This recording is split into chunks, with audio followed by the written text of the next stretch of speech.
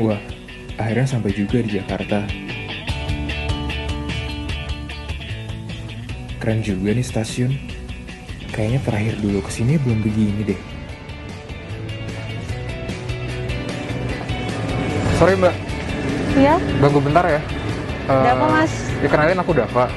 Jadi aku baru nyampe di Jakarta hari ini. Nah kebetulan hari ini aku mau, bentar, sorry. Nama mbak siapa? Oh ya, aku Ica. Oke, Ica. Jadi aku mau ke Museum Kebangkitan Nasional. Nah, tapi aku nggak tahu jalannya. Mbak tahu ya kira-kira? Oh, ke Museum Kebangkitan Nasional. Tahu kok jalannya. Jauh nggak ya dari sini mbak?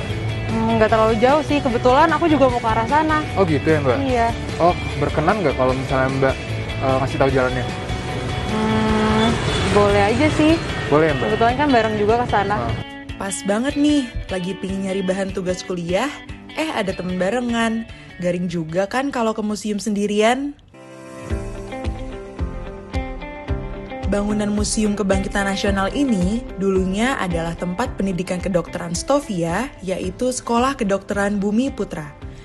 Gedung ini dibangun pada tahun 1899 dan mulai digunakan pada tahun 1902 untuk menggantikan bangunan yang lama, yaitu Rumah Sakit Militer Walter Freden. Karena sedang pandemi, protokol pencegahan COVID-19 diterapkan juga di sini. Setiap pengunjung diperiksa suhu tubuhnya dan harus membersihkan tangan dulu dengan hand sanitizer. Di gedung Stovia ini, pada 20 Mei 1908, para siswa kedokteran mendeklarasikan berdirinya organisasi Budi Utomo. Pada tahun 1974, Presiden Soeharto meresmikan pemanfaatan gedung Stovia sebagai gedung kebangkitan nasional.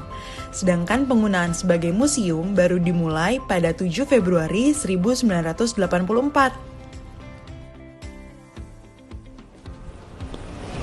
Nah, aku ingat banget mbak, organisasi Budi Utomo ini merupakan cikal bakal dari pergerakan kemerdekaan Indonesia, sehingga menyebabkan pemuda Indonesia mau membantu merumuskan kemerdekaan Indonesia. Betul banget tuh mas. Nah, sejarahnya itu bisa kita temukan di Museum Juang 45. Gimana kalau kita ke sana? Oke, sekarang aja ya. Yuk.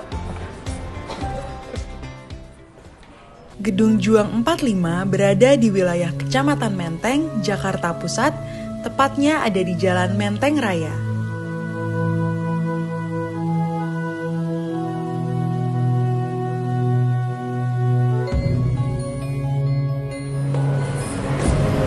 Nah, ini kita sudah sampai di Museum Juang 45, Mas. Oh gitu ya mbak ya. Kira-kira ada apa aja ya mbak di sini sejarahnya? Mungkin untuk lebih jelas lagi, gimana kalau kita tanya langsung sama tour guide museumnya aja? Jadi bagus mbak. Kita ke sana ya, Mas? Oke. Siap mbak. Halo Pak, selamat siang. Jadi aku Dava. Aku Ica. Pak, kita boleh tahu nggak sejarah apa aja sih Pak yang ada di Museum Juang? Oh boleh ya, di sini memang banyak sekali sejarahnya. Ayo kita masuk ke dalam mas. Mari Pak. Yuk. Baik, saya ucapkan selamat datang sebelumnya di Museum Juang 45 ya. Sebelumnya ada yang pernah kemari? Aku belum pernah. Belum ya. Nah ini memang Museum Juang ini memang cukup besar sejarahnya, khususnya di masa menuju kemerdekaan dan mempertahankan kemerdekaan ya. Gedung ini memang ketika dibangun, gedung ini ketika itu dijadikan hotel. Tahun 1930 itu dibeli, kemudian dijadikan tempat pemukiman ya. Ada seorang pengusaha Belanda bernama R.C. Komper. Dia membangun sebuah gedung, kemudian dijadikan hotel. Kurang lebih sekitar 5 tahun lah hotel ini berjalan. Jepang datang berhasil menguasai kota Batavia tahun 1942. Seluruh gedung-gedung yang dikuasai oleh Belanda diambil alih oleh Jepang. Salah satunya adalah gedung ini. Nah, kemudian gedung ini diambil alih oleh Jepang, diserahkan kepada Sendenbu, Jawatan Propaganda Jepang. Nah, kemudian oleh Sendenbu gedung ini diserahkan kepada pemuda Indonesia. Ya, kemudian tujuannya adalah untuk dididik politik pada saat itu ya. Kemudian nama hotelnya dirubah menjadi Asrama Angkatan Baru Indonesia tahun 1942 ya. Kurang lebih setelah dijadikan tempat pendidikan politik, memang pada saat itu nama pemudanya di sini dinamakan Pemuda Menteng 31. Tahun 1945 gedung ini dijadikan kantor Panaksi. Berarti saya pernah dengar juga Pemuda Menteng 31 itu yang membawa Bapak Soekarno dan Hatta ke Rengas Dengklok ya Pak? Kata Bung Karno bilang ini, saya tidak mau seperti ini karena pemuda ini terlalu terburu-buru, kurang perhitungan. Saya perlu mengadakan rapat dengan yang golongan yang lebih tua. Nah, dari situlah baru kata pemuda, ya sudah silahkan golongan tua rapatkan terlebih dahulu. Ya, seperti itu. Kemudian dirapatkan oleh pemuda pada saat itu.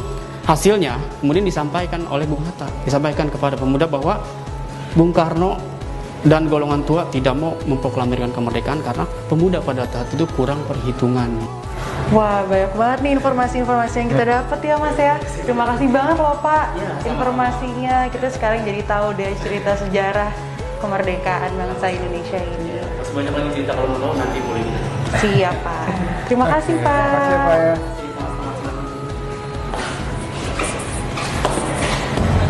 Wah, seru banget ya Mas perjalanan kita hari ini. Banyak banget info sejarah yang kita dapat. Nah, bener banget. Dari dua lokasi tersebut, kita bisa belajar dari pemuda Indonesia terdahulu, kita bisa meniru rasa semangat mereka. Iya, setuju tuh. Dengan itu, kita sebagai pemuda Indonesia sekarang ini harus bisa mencontoh para pemuda terdahulu agar kedepannya kita dapat Membangun Indonesia menjadi negara yang lebih maju. Setuju tuh, Mas. Oh iya, ngomong-ngomong, terima kasih banyak ya Mbak udah nemenin aku.